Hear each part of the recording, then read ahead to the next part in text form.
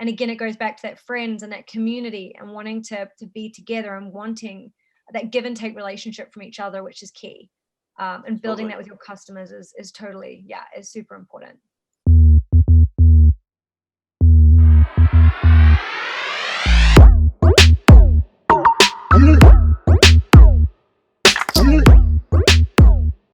And we're going to choose Rebecca right now, and she's a lot more hands-on. She's a lot more technical, and she'll really be able to help people on like the actual actions that they should be taking. She works with, she's worked with over 200 brands in this space. And Luca, I'll get you to introduce her, and you guys can learn a bit more about her, and then we'll invite her on. So yeah. So we are very proud to introduce our second guest. Her name is Rebecca Morter. Rebecca has been a force in the business and fashion world ever since her graduate collection at the University of Arts of London was picked up by Lady Gaga, Charlie XCX, and a lot of other worldwide celebrities. With her vast experience in design, brand building, and within the fashion industry at large. Rebecca founded Lawn Design Club, a global online marketplace and pop-up stores across the globe, connecting, and that's very, very important, connecting consumer to ethical, independent fashion and lifestyle brands. And that's very, to me, it's something, and not only to me, very, very relevant, important in this moment, this connection between independent and new fashion brands and the ethical side of commerce. So it's something that I'm very focused on personally. So she has worked with over 200 brands to date, and Lawn Design Club is set on a strong growth path to disrupt and reshape the future of both the retail and digital consumer shopping experiences. So that's it. So Rebecca. Yeah, Rebecca, come on in, come and join us. Hi. Hey, how's it going? Yeah, hello. Good. Hi, how are you guys? Fine, thank you. Very good. Yeah, it's an exciting conversation, and we've really gotten the ball rolling. And like I was telling people before, really excited to have you because people do talk about the macro industry in general, and it's important. But a lot of people are like, well, but what do I actually do? And like, let's really kind of break it down in terms of like the tactical action steps and really focus to see how they can actually help their specific brands. And the great part about you is that you work with brands of all sizes. So you're not in a little niche where you're, really focused on very specific things. You help so many diverse independent brands, startup brands, and also very well established. So really, really excited to have you with us today. Yeah, no, it's great. Thanks for having me. And I caught some of the previous conversation, which was super fascinating. And I couldn't agree more about the human to humanness. And it's literally one of the pillars that we're built on at Lawn Design Club. And I've just seen it work so successfully when you can get that right digitally and physically. It's also such a beautiful experience for the customer that it's so hard to, it's so genuine and authentic. And I think when you can get that right on both channels, it's just so powerful. Yeah, definitely. And I mean, the reason why I'm really excited to have you on here is because e-commerce is e-commerce. We know that it's around and things are happening. But I mean, we've known each other for a little while now. I met you when I was living in Milan at the time, and you were starting your pop-ups in Milan. And your business was obviously online, but it was really focused on that retail experience. And watching you evolve and adjust and adapt, doing those digital storefronts and, elevating your e-com experience and just the innovation behind it, it was like phenomenal and super inspiring for me as well. Because you really, in my opinion, really leading the charge in the space that you're in. And I think that's probably a great way or a great place to start. So, how do businesses really get ahead with innovation in tech, right? Like in terms of visibility and their audience, and also, what tech are people using that maybe not be serving them as well as they think that it is? Yeah, super interesting. I mean, the innovation space is just, it's going crazy at the moment. I think we're all seeing, you know, on LinkedIn or Instagram, these new things coming out constantly. You know, everyone right now is trying to problem solve or trying to solve, how do we effectively sell online? How do we do it properly? Because I think one of the big things that that everyone saw that we had to address through the past year across COVID was, you know, we really thought that the digital sphere was growing well and that we had an idea of where it's going. And I think the past year has shown us just how much in its infancy that really is, and just how to really elevate and take digital shopping to the next level, to actually bring it on par with physical or better. We have a long way to go. You know, there's a lot about sizing is obviously a huge issue. Effectively telling, you know, product narratives, that communication side, there's so much that we still need to do. The sustainability side, that messaging and transparency is obviously a big thing right now. And I think there's a lot of work going into solving how we can properly sell that customer. And a lot of it, I think Giuseppe addressed a couple of things which was super interesting about that personalization, and that communication. And we're seeing a kind of mixture. There's definitely a lot of gimmicky stuff still, which we had pre-COVID, you know, the kind of thing like you go into Burberry and there's that mirror that like supposedly tells you stuff when you get close to it and you're like, why do I need this? How's this going to help me shop? You know, you've got the same thing online and it's like, oh, cool, I'm going to go see the mirror. And you get there and you're like, wow, I don't need this, but cool. You know, and everyone's writing about it. And then, you know, we've got the same stuff online. I think there's a lot of it still in the kind of VR space and the AR space. There's some amazing milestones being hit, but we're still so far off how we actually shop, you know, how we actually essentially, you know, try on, or how we actually can bring these pieces into our lives through that technology. Although it is, you know, it is rapidly developing, which is so exciting. I think for us, what we've seen is there's been a lot of innovation. Broadcasting was mentioned by Giuseppe. I think this is probably, if I'm being totally honest, the hottest space. And this is where everyone is seeing the biggest potential. You know, I had a conversation with some with people in the kind of investment sphere the other day who were saying live commerce will be the scalable revenue stream of the future across all channels, not just fashion, but essentially, you know, forget e-commerce. It's all going to be about QVC, this idea of like QVC for millennials. And I think a lot of it goes back to what Giuseppe was saying, human to human. We're desperate for that. We're social creatures. You know, it's not like in the future we're just not going to want to talk to anyone or be social. We're going to want that. We're just going to have to find new ways of adapting and how that works, which is why I think live stream is so important. But I think there's just to kind of summarize, or I guess on the innovation sphere and the tech side, we've all got an e-com, or a lot of, you know, it's easy to get an e-com. It's pretty low barrier to entry. Shopify, pay 20 quid month on month, you know, there you go. You've got a basic site. But I think the bit that's really interesting, or the bit that we really need to focus on now, is how do we create that communication with our customer? You know, how do we open that conversation so it's not this robotic transactional process that it used to be, but it's a proper friendly approach? And you're, like Giuseppe also mentioned, you're speaking to someone you know, and you want to be their friend, you want to be in their circle. In fact, you want them to like you. You know, you want to be given that 10% discount. You want to be given a little gift at the post. You know, you're desperate for that. So you refer all your friends, you know, and you tell everyone about it. And then everyone's like, do you own shares in this company? Why are you advocating so much? You know, but that's what we're driving. And it's that network effect that is so crucial. But I do, you know, I think a lot of this goes back to authenticity, being genuine across all your channels, and using innovation where it's going to aid and help. So through chatbots that are properly, you know, equipped to personally connect with someone, and various little things. WhatsApp, a huge driver right now, but building those personal connections is absolutely key.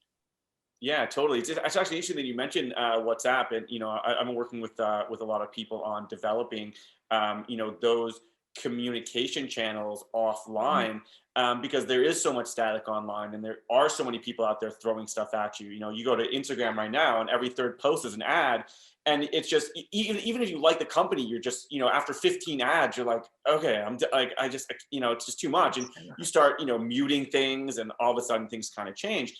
But when you talk about WhatsApp, you know, there's yeah, there's great platforms out there. One called Community. I don't think it's available in Europe and the UK yet, but in the US, it's pretty predominant.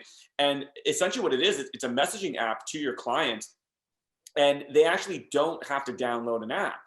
It just goes straight to their phone. And when they register, they put in some of their details. And then when you send them a message, you're not bothering them because they told you what they want. You're not just mass sending out. And definitely this vanilla approach to e-commerce is, like, oh, we're going to do one piece of content and we'll put as many different diverse things as we can. So this piece of content could be for everybody. And people don't realize that you can niche within your grander space of your customer. And I've seen you do that a lot. I obviously I subscribe to your mailers because I like keeping tabs on everyone, and I know how innovative you are, and I love watching where you're going with that, and how personalized, even in one single email that you send, like how personalized each one of those brands is, and how you guys present that, and I think it's fascinating to really watch your your concern, right, for also the brands, because your kind of LDC is that middle space, right? And I think where a lot of brands get lost is they'll be in a it's like they're just another brand in the cog, like in the machine. But you do such a great job at really, even online, personalizing those experiences, and that's why I'm so fascinated to have you on here today. Oh, thanks. That's great to hear. I mean, we really try. Yeah, I think that has been a big thing for us, is not, we were never set up. We never kind of entered this, or I never set this up to just be a brand. It was never, I want to build a brand because I want one. It was because it was very much purpose driven. And I think that's absolutely crucial, is that anything that you're setting up or you're launching, you really have to understand that purpose and that drive behind it. And it's one of the biggest challenges as you grow and scale a business, is how do you keep that vision and that why you're here, that why, always talking about why we exist, keeping that, through the core and through your that your team can all immediately say or immediately respond. And it's one of the biggest challenges of having a business, but I think it's just so crucial, always coming back to why you're here and what are you doing. Don't put content out for the sake of it, or crap content. Put something out because it's taking a point of view and there's value. It's it's very much about value at the moment. And I think that value offering that we give our customers or anyone we're working with has to be a reason why someone's going to open that email when they're getting hundreds. And again, it goes back to that friends and that community and wanting to be together and wanting that give and take relationship from each other, which is key. And building that with your customers is totally, is super important. Yeah. One question, Rebecca, how do you choose your brands? I mean,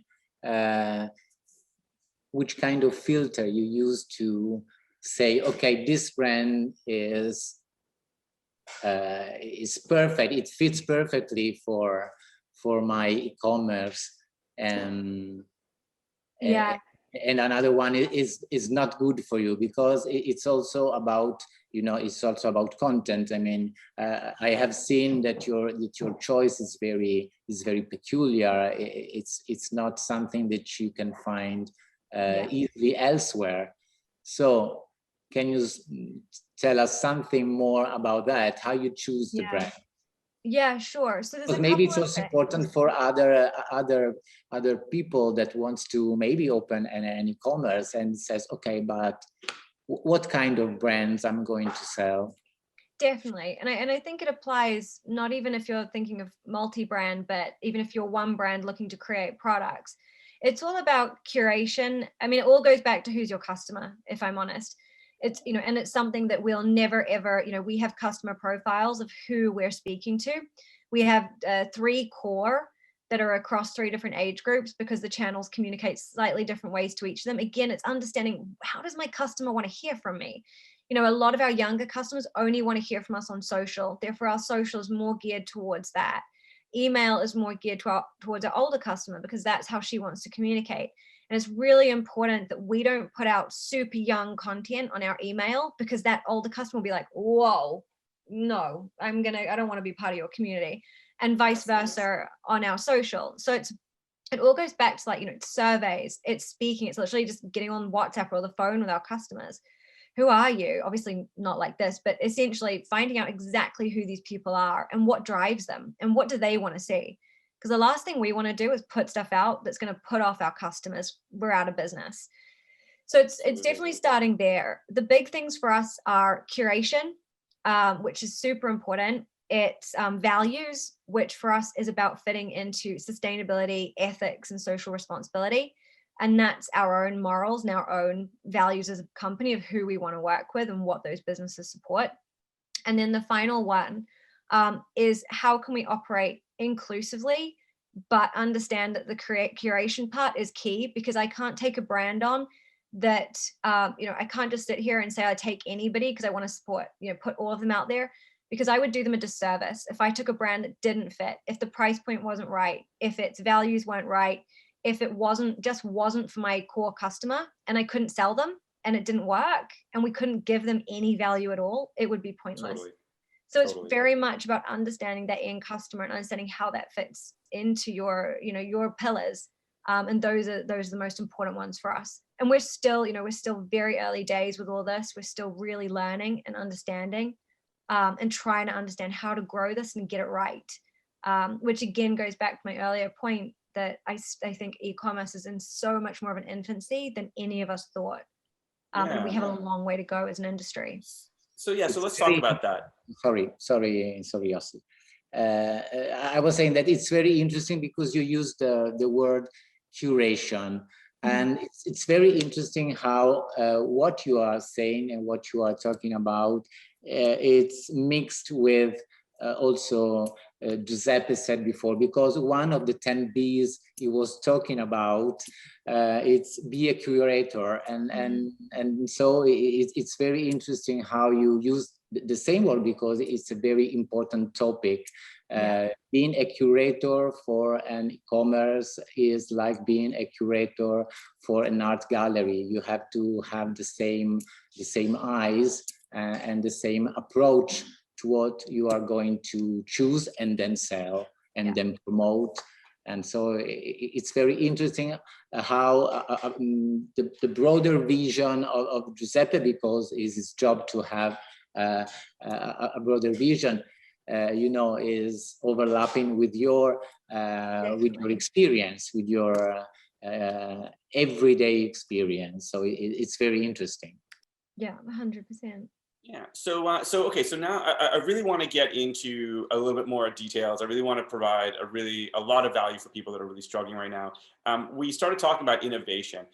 Could we talk a little bit about what innovations are coming up in e-coms based on kind of what people were doing, and innovations that are really driving e-com sales, e-com platforms at this point? Yeah. Broadcasting, I think, is for us the biggest one on the list. We're seeing it. Coach have launched Coach TV.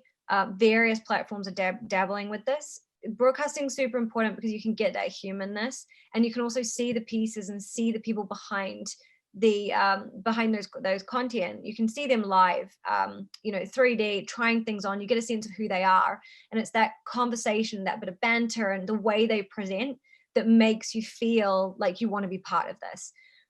So that's a huge driver. It's in its early days. I think it's definitely more the future. In China, it's driving about, I think they said by 2022, it's going to drive 20% of all e-commerce sales, which is huge. It's only a year away. That's massive. And obviously in China, it's much more ahead, but to drive 20% of all e-com sales is just insane. So I think that shows the growth trajectory of this. I think there's a lot of innovation that we're seeing, or interesting things around sizing. I think this is something it's super interesting. And I know Giuseppe touched on this. Returns are they're one of the biggest challenges right now for all online businesses. It's one of the reasons that I believe physical won't die, is because it just makes, it's that experience, but also the fact that you can try something and you can, you're there to essentially try the piece and take it home. And I think that is something that will live longer. But there is a lot right now around sizing, size charts, the way they're presented, the way it's communicated to customers. going into much more detail. Again, the chat button, WhatsApps, being able to use that. We use it a lot. Surprisingly, about 50% of our live chat is literally about, can you help me with my size? Wow. And we've noticed that the less automated that chat box is, and the more it's from a real human that's actually answering and actually knows the pieces and knows the brands, the more they can answer, you're just so more likely to convert without a return. And customers need that reassurance that they're getting proper, trusted response. A couple of it's super interesting. The way ours works is different people on the team can use it depending on. So we have a couple of people at the moment in the US, which means it's great for time zones. But what we have noticed is, because it does sign you in individually, and we've noticed that customers actually start to, especially returning customers, build a relationship with one particular sales associate. So once they've had that chat and they're reassured by that first purchase, they won't go back to the live chat. They'll go direct to because it becomes personal, whoever they speak to. They'll go back and they'll want that specific person to answer further questions going forward, which is amazing, but fascinating, of how we want that personal relationship and that personal service, even digitally, and trust that person. We've had some customers say, whatever you think's best. I've never met these. That's the dream, right? That's the dream. Some of the team are like, I've never met you. I don't know. I mean, No, it's really great, and it's fascinating too. Working with a lot of fashion brands myself, like you said, sizing is a massive thing, and chatbots is phenomenal. I love the way that LDC has incorporated that into their overall strategy. Something that I've noticed also that helps a lot is, like you said, it's elaborating on your sizing, not just small, medium, large, but where you're going to measure it from, right? It's like this waist or this top or this dress or whatever you have. It's like, how do I actually know my measurement? Not small, medium, large. So shoulder is about this and waist is about this, and measure from this cuff. I founded a company with my family called Copper 88, and we do compression garments. And for that was really important, because what ended up happening was people would use an elbow sleeve, but they would just kind of put it wherever they wanted, and then it wouldn't fit properly. So we had to actually say, okay, measure, your size is based on 5 inches up from your wrist, and halfway through, whatever, and then where it's supposed to fit, and that's that little bit has massively reduced returns for us, because people weren't just buying stuff not knowing how to put it on, or expecting something different and then being like, well, I don't want this. And as Giuseppe said, a lot of returns now, you really want, if they're justified returns, you take that burden on as a brand, because you want to make it as seamless as you can, but that really adds up. And so these little bits are fascinating to me, because people overlook these things, but they're so important. So I really appreciate you sharing that. And we do have a few questions from our attendees, but I do still want to just get into this with you a bit more. So what else that in the innovation and tech space that brands can use to also help their visibility and reach their audience, on an e-com kind of conversation? So I think for small businesses, the most important things are, especially in the early days, I mean, it depends of course on the stage, but once you say super early, you've built a site, or you're about to build a site, you've got a great product, what do you do? And I think this is almost where there's a lot of not mistakes, but often it can become this big thing when it doesn't need to be. The big things that we always focus on, or that I personally think is super important, is content. And that was raised earlier. Content is absolutely key. The photos, the imagery that go on your site have to be absolutely the best they can, because that's literally all you have to sell. And I think it's super important that they're done to a really high standard, and they're done in a way that a customer can understand. Images go on the good sites, Net-a-Porter matches, whatever. The models aren't doing crazy poses where you can't tell what the garments are, but it's going back to basics of how can you just really simply and easily communicate one product in 3 simple steps, because a customer isn't going to jump through 12 different clicks and hoops to be able to purchase. They just want 3 clicks, to get it into basket and to pay. So I think content is super crucial, being really concise with your marketing and the way that you communicate, basic and simple, but effective, and in the tone of voice of your brand is absolutely key. So I think a lot of it is kind of just really nailing those basics, which I think a lot of people miss or get wrong and try and overcomplicate things. I think collaboration is absolutely important as well, and we don't see enough of this. I think there's far too much competition as opposed to collaboration still, which is ridiculous because, you know, we're all in the same sphere. You know, if someone's buying a brand similar to yours, that's even more reason if they buy that, they're more likely to also convert and become one of your customers. I think there's a lot we can do around the collaboration space to really help, you know, especially if you're a brand in the more sustainable, ethical sphere. It's still a bit harder. You know, customers are still not fully converted. The prices are a bit higher. The communication isn't as strong yet. It's still early days. So being linked to or collaborating with other businesses in that realm is absolutely key to grow your own brand. And I think we need to see a lot more of that. And I think you can get for free, essentially, you can get a lot of awareness and drive a lot of traffic and learn a lot from peers. That's a really important thing. Yeah, please, Luca. No, just a question, Rebecca, how your customer are involved in the theme of sustainability in fashion? The customers? Yeah, I mean, because it's very important for you, the ethical sphere of, you know, of the brands that are part of your e-commerce. And a very important issue in this moment is sustainability in fashion, to create something in fashion, to create product in fashion that are sustainable. Is that something that you promote through your brands in your e-commerce? And it's a topic that you are very fond of? Yeah, I personally believe nobody should launch a brand in this day and age unless they've seriously considered their footprint of what that means for people and planet. You just can't not, you know, we've all seen the news, we've all seen the crisis that we're in. It's completely irresponsible to launch a business without considering or having an approach. By this, I am not at all saying you have to be 100% sustainable, completely impossible. Nobody can do it. No point trying. Absolutely. But choose a part that you can focus on, whether that's factories that pay fair wages and you visit that factory and you know that it's good and you're willing to stand behind them. Whether it's, you know, materials, not using polyesters or, you know, focusing on purely using organic materials and they've got accreditations or, you know, they've come from mills that are trusted. I think we all have that responsibility to take one of the challenges on and to really focus on making it better. Because that ultimately, what we're seeing from the customer side is customers essentially demanding that transparency.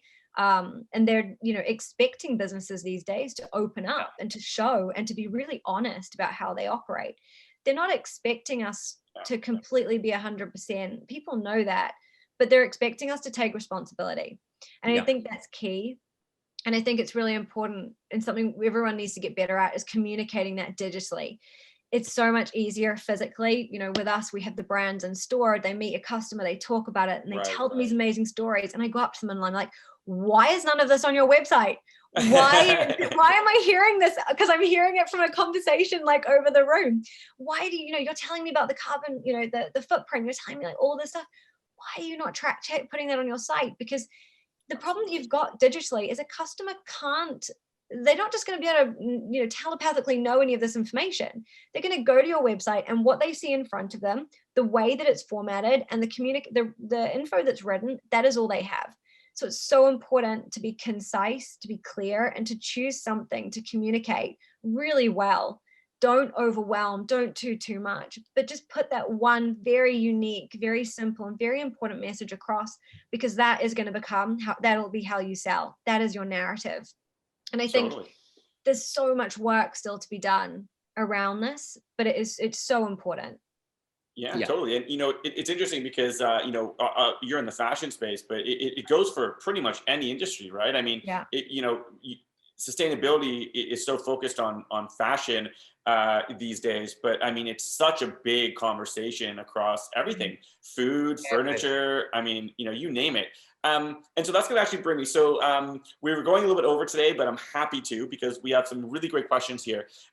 We got one question in, and the question was, what strategies would you have for launching a new e-commerce business? And whether that's fashion or furniture, what are some best practices people can use?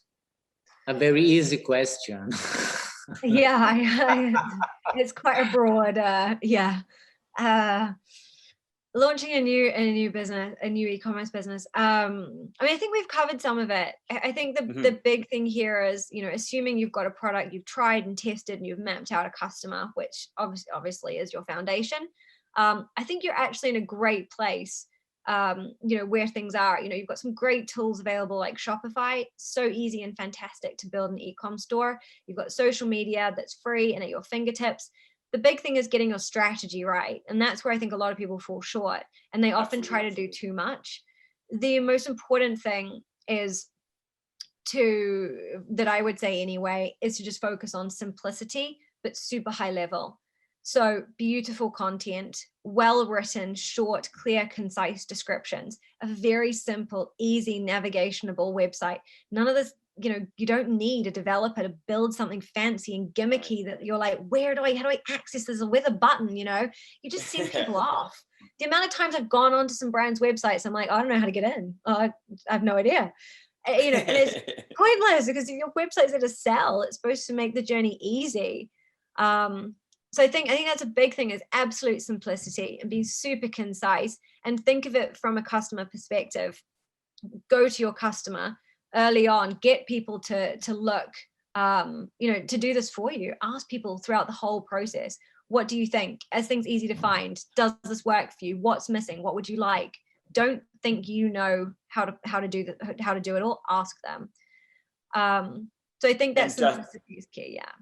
Yeah. Sorry, and I don't want to interrupt, because I know I just I'm trying to go on a flow with you here, because you brought up something that's really, really important, is that, you know, people do overcomplicate, and they also do oversimplify when they're launching brands. And, you know, some brands, you know, they're tight budgets, or they're, you know, not taking big risks, which is fine. But what they end up doing is they just go step by step. They slowly build. They do the next thing, the next piece of content, the next strategy. And people don't really map out a year or 2 years of a strategy for their business. So they actually can see, they can actually have data where it makes sense and it connects. It's a lot more holistic, in the sense where it's like, okay, so this year we want to get, you know, to this point, or whether it's sales, or whether it's exposure, and being like, okay, so we're going to do this strategy here. We need this much money for this, or we're going to create a phenomenal organic structure and not pay anything for the first 6 months and build that up. And it's possible. I've seen a lot of brands do it. And that's the only reason why I want to stop you for a second, was because it's such a valid point. You know, it's not about overcomplicating. Some people go way too simple, and it's like, you know, starting a brand, it's something you want to be doing for the rest of your life, not let's see what happens in the next 3 to 6 months. And people aren't mindful enough about the entrepreneurial journey, and how important brand is, and how important marketing is, and communications, and the experience. And, you know, and I find that really fascinating. So not to cut you off, but I definitely wanted to highlight that. Yeah, no, I totally agree. I mean, strategy is the most important thing, and also processes. The processes that you can build to properly, effectively achieve that are crucial and often overlooked, especially in creative businesses, because we're not used to working to structure or process. I think like a big thing here, or what we often do is ensure, especially with the new businesses, is like you said, mapping out that. I think a year is crucial. Starting at that year, in 12 months, where do you want to be? What do you want to achieve? And working backwards. And we usually go kind of 12 months, 6 months, 3 months. And then that 3 months, that short term 3 months, is super detailed, and it divides all the different parts of the company up, and it maps out. We do kind of 3 columns. We have a goal, we have task, and then metric. And metric is obviously the most important. Again, the one that I think small businesses overlook far too simply. And then 3-6 months, why isn't it working? Well, did you evaluate the metrics? Because that data is what should be informing your decisions, not what you just think because your friend did it or you read about it in a completely irrelevant publication. And the amount of times, you know, it's crazy. So everything has to be, and like, you know, I have not done this from the beginning. I was very much kind of the other side on the creative, and I've really come to love metrics and KPIs. And they are your friend, because if they go up, you're doing something right. When they don't go Yeah. up, or they're there, stop and reevaluate. Yeah. But it's fascinating. But no, strategy, super key. And there's so many tools online and ways you can build spreadsheets, and you can build out these strategy plans to really understand and be able to create proper forecasts on how you're going to achieve those numbers and how you're going to achieve where you want to be. Yeah. I mean, I spend the majority of my time mapping out scenarios. Yeah, and listen, it's such a good point that you just mentioned as well. It's that, like, the metrics aren't, I did one post and it didn't work. You know what I mean? Like, you need that year to be able to test things for a while, especially if you're brand new and you have no followings or you don't have any sales. It's like people get so defensive and they get so hurt by, like, they spent all this time writing this great copy and taking this great photo thing, and they post it and they got like 1 like, and they're like, well, this isn't working. And I tell people to generally just put blinders, like, figure out your strategies, work out your metrics, put blinders on for the first 6 months at least, and don't worry so much about what's working or what's not, in the sense of like these individual pieces. Just do it, observe it, check your metrics, but don't be so emotional about your likes or your views or your follows. You want to have everything, obviously everything plays a part, but in the macro, people go too micro with it. And then they just lose, and then they just start flailing. They try 1,000 things, nothing connects, and they're left out. I think that's interesting. And I think one thing just to add to that is, when you are measuring, before you start measuring and when you're doing your strategy, is you've got to write out what you're measuring. Like, what is the point of that? If your strategy is to post on Instagram once a day, fine, but tell me why. Don't do it because everyone else is doing it, because you know what? Social just might not, I mean, it's unlikely, but it just might not be the avenue you need to focus on if sales are your, so it's really mapping out every post. Why am I posting? What is the goal of my post? Am I trying to sell through my post, or am I trying to convert people to go to my website? Or am I trying to get followers because I'm creating a discovery tool? Right. And then it's like, how many of the people that did like, or of the following, or of whatever views you're getting on your social, how many actually went to your site? Where did they land? Then what did they do? Did they go anywhere, or are they going to your site and then they're leaving? Because then that tells you a really big thing. Your social's working, but your site's shit. So it's really understanding that journey. Otherwise, you're doing so much work for zero results. And I love that. And I love that. And I think that defining why you're doing something, the cop-out answer that I get from so many brands is sales. Everything is sales. And that's why your communication sucks. Your marketing strategy sucks. That's why you're not mapping out, like, let's build engagement, let's look at sales and obviously drive towards that. But like, everything isn't sales. And people get so caught up in that, and they're like, oh, well, sales isn't going. It's like, well, but you're trying to sell and you don't have anything already, or you're pushing it too hard. And I tell people that all the time. I think it's such a great point that you made. It's like, why are you doing it? There's different metrics and different reasons to do something. Yes, at the end of the day, you need to make sales and have a brand or a company that you can build, but that can't be your defining thing, because it's going to define everything that you do, and you're going to fail before you even start. Yeah, I think that's really important. And one of the things I always say to brands that do that, because I'm so sick of seeing the constant hard sell on digital when it does more damage than good, is I'm like, if you walk into a shop and a sales associate comes up to you and says, will you buy this right now? What would you say? You would walk out and be like, I'm never going back there. That's what you're doing to your customers online. Totally. And okay, so we're about 5-10 minutes away, everyone. For everyone who's still here, thank you so kindly. We're trying to cover as much as we can. I have one question from the audience, from our attendees, which I think is going to be really important, very pragmatic, very tactical. And the question is, how would a D2C brand, so direct-to-consumer brand, set and manage a pre-order to avoid stock and plan product purchases? Yeah, this is great, and this really ties into the movement on sustainability. I think more brands need to adopt this. I think actually we're seeing better results from customers and more understanding than people realize. There's a lot of fear about doing pre-order because people are like, no, everyone wants it now. No one's going to wait. But I actually think the results are saying that people are willing, especially if that story and messaging is right. I think it's easier to set up than we think. And I think it's it's much more cost effective. For sure. It's a great way of product testing before you're willing to commit to a line or to a product or something. It's a great way to test and see. I also think it's a great way to create this idea of like emergency, like urgency and like exclusiveness and like hype and like, are you on my VIP list, or like, are you in the, like, you do know about this, you know, the sense of like drops and excitement digitally. Because a lot of brands, or the ones that we see most successfully, you've got your collection coming anyway. You know, you'll get your samples and have them done before the rest drops regardless. So this is a great way to create that buzz and excitement and get some of those orders locked in before before your production arrives. Chances are, I mean, it depends how you work and it's changing now, but a lot of businesses that we know, you know, you'll have at least a kind of couple of months lead time from samples going into production, like a run going into production to actually receiving them all.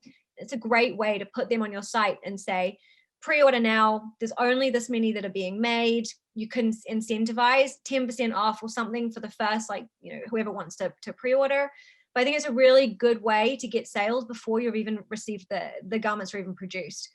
The other way to do it that we're seeing a lot of brands is they're working with factories in a different way, where they're working completely on demand.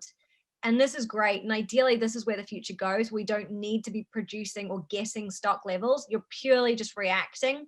Order comes in, factory makes, out it goes. There's still quite a long way off for this to become super scalable, and it is a bit more costly. But then if you think about the amount that you're having to manufacture to hit MOQs, to then have sitting in your studio or wherever, Absolutely. to then sell, God. It's like way up. I think if you looked at the margins and you weighed it up, you'd find that the pre-order would have it'd be better off for the business in the long run to start with that.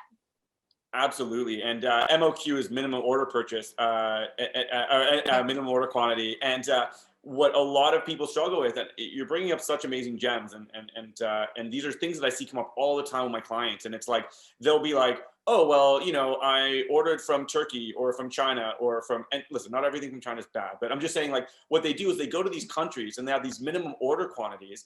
And they're like, well, I ordered this because one piece would have cost me, I don't know, let's just put something out there. Like, one piece would have cost me 50, but 100 pieces cost me 30. And it's like, but then if you don't sell those 100 pieces, you're losing so much money, like just by holding on to stock that you're not going to sell. And people try to get these price breaks, and it's like, sell first. Yeah, exactly. Get to a level where if you drop or whatever the case is, like, it's not going to destroy your company, and you can build. So you can say, okay, cool. So minimum order quantity is 50 pieces, 100 pieces. Well, that's good because we're on average 175 right now. So we can do that and also play a little bit more in the growth. And I think everyone tries to rush that gun so much to save money. But it's kind of like when you go to the grocery store and it's like, you know, buy one apple or, you know, like whatever, buy a pomegranate for 10 pound, or, you know, buy 2 for 18. And they're like, oh, I'm saving $2. It's like, but you have to spend 8 more. For something you might not even want, that might even just go bad in your fridge. It's like, you know, and so, I really appreciate that. Is there anything else you wanted to say in that space? I think that's, I think the only thing to consider is delivery. Customers are getting better with it, but there is still that sense of like, how long do I have to wait? And I think that's where it's just being really clear in your description and your messaging of like why they're waiting, why this is good and important. It's made just for them. It's going to be one of a kind. No one will have tried it. They'll be the first to receive it. It's going to go literally from the factory to them. It's like super special, like really building up that experience that people love. And I think just making sure that lead time isn't too ridiculous. You know, I've had some where it's like 6 months. I'm like, oh, I don't think anyone wants to wait. That's a bit too long. Right. Some companies are doing it now. And it's like 2 to 3 weeks. I think that's really amazing. I don't know the proper kind of the makeup of how they're doing it, but I think there are more and more factories, especially smaller local ones, that are willing to do this, because it is going to be a model that I do believe is going to be part of the future. Absolutely. Absolutely. Well, listen, before we get off right now, what do you want to tell everybody where they can find you, where they can get more information about Lone Design Club, or anything you want to share just so people can reach you? And you're doing incredible things. So it's, you know. Lone Design Club. Yeah. So, if you're a brand, do feel free to hit us up. We'd love to help where we can. And if you're a customer, do check out the website. We've got some amazing sustainable, ethical brands all across fashion, lifestyle, women's wear, everything. We're building out our home section, all of it. You will come to us for very unique, under the radar brands. You'll never have seen them before. So do please check them out. They're all really special brands. Yeah, no, and honestly, even Luca vouched for that at the very beginning. You know, very particular. You know, you call them peculiar, but very different type of brand. Peculiar, yeah, I like that. Doing incredible things, right? Like in a great way. Super unique, yeah. Yeah. Well, listen, Rebecca, thank you so kindly. We're actually at the exactly hour and a half mark. So everyone that has stayed here, thank you so kindly. I hope you got so much value from our guests. You know, thank you so kindly, Rebecca, for your time today, and we'll be in touch soon.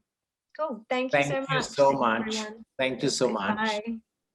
It was a pleasure. Thank you. Pleasure was all mine. Thank you so much, guys.